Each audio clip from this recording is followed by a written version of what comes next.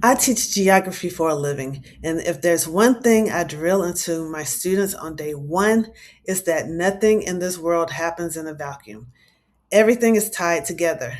A drought in one country can cause food prices to rise in a completely different continent.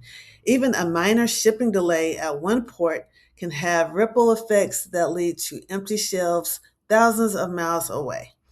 Everything is connected, which is why it often feels so chaotic. Guess what? Your life works the exact same way. And once you see it, you can actually manage it. Now, let me define a complex system. A complex system, in theory, is a system where many parts interact, and changing one part changes the others, often in ways you didn't predict. Take a river system, for example. Rain falls in the mountains hundreds of miles from anyone who will ever feel its effects. That water feeds a reservoir. The dam operators release water on a schedule for flood control, for electricity, for farms downstream that need it on a timetable, not whenever nature feels like providing it. Now change one variable. Say the mountain rainfall is 20% heavier than usual this spring. The reservoir fills faster than planned. Dam operators have to release more water than scheduled to avoid a breach. That extra water hits the farms downstream. Too much, too soon, and it floods the fields instead of irrigating them. The flooded fields delay the harvest. The delayed harvest means trucks aren't hauling produce on schedule. The city 300 miles away pays more for lettuce that week. Everyone in the chain performed their duties correctly. The dam operators did their job, and the farmers carried out theirs.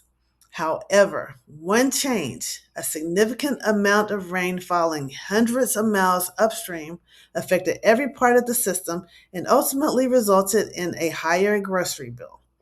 That's a complex system. It's not chaotic because something broke. It's chaotic because everything is connected and one shift anywhere finds its way everywhere. Now, here's my system.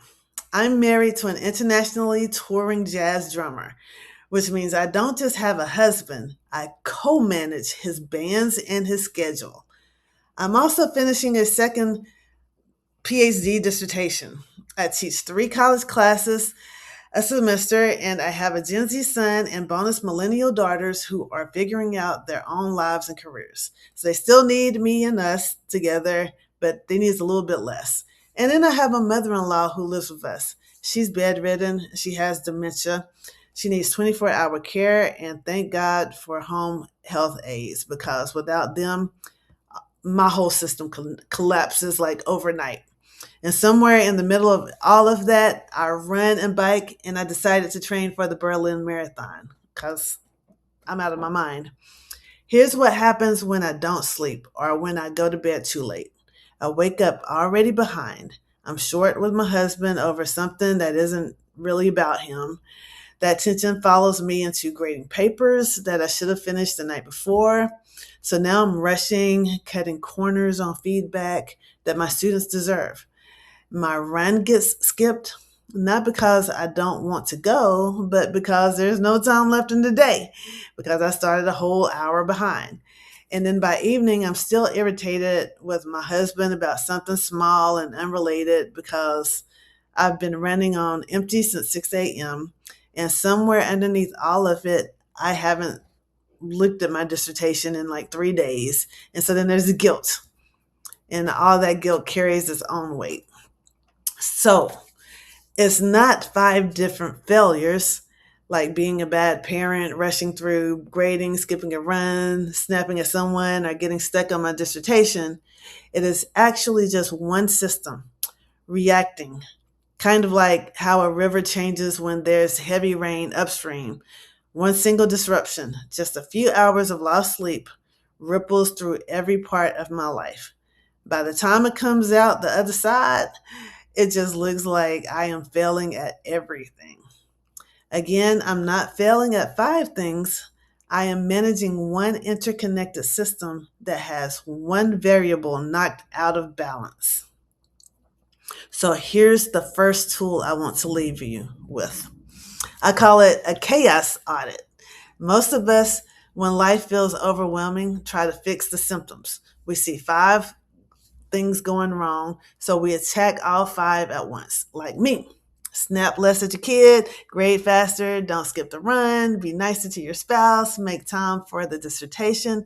That's exhausting, and it doesn't work because you're treating 5 downstream effects instead of the one upstream cause.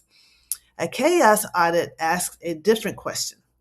Not what's going wrong, but what's the one thing upstream that, if I fixed it, will calm down everything else.